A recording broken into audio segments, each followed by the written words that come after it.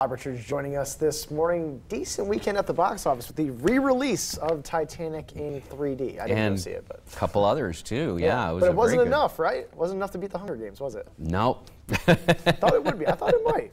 The Hunger Games, it retained its hold atop the box office chart for a third week in a row, despite a challenge by the second biggest moneymaker of all time. Hunger Games brought in another $33.5 million. In second place, American Reunion took in a respectable $21.5 million, and the 3D version of Titanic almost paid for the $18 million 3D conversion by bringing in $17.4 million. But since opening on Wednesday, Titanic has made an additional $25.7 million, bringing its all-time take up to $626.5 million. Not too bad.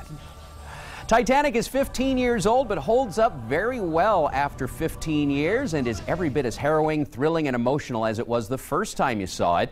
Commemorating the 100th anniversary of the tragedy, James Cameron spent $18 million converting it to 3D frame by frame. The 3D is done very well, and it does add to the experience, even if it was an afterthought. It's more immersive, but special effects in 3D aside, it's the story that is terrific. There's a reason that this is the second biggest film of all time.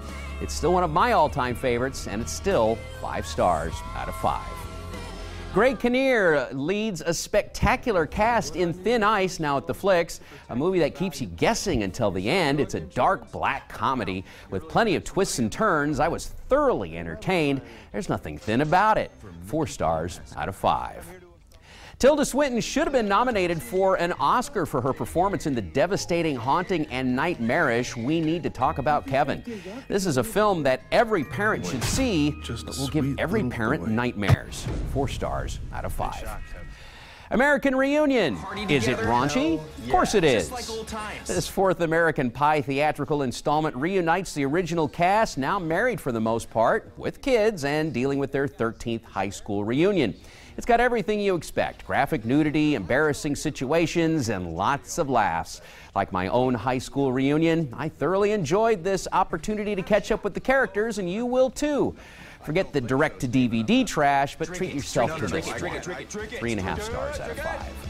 For my reviews, a look at this week's DVD and Blu-ray releases and more, head over to my website, BobRichardsMovieReviews.com, or link to it at KIVI-TV.com. Yeah, respectable enough for American Reunion to come in second. Yes, and I was surprised at how good it was. Yeah, not too. Was it better than the third one? It was. Okay. I really enjoyed it. Because I obviously haven't seen the new one. I've seen the first 3, though. The third one wasn't great. It wasn't. The first 2 were funny, though. And then all those direct-to-DVD. I haven't seen any of those. They were awful. complete garbage. They look terrible. All right, thanks, Bob. We'll see you on Friday.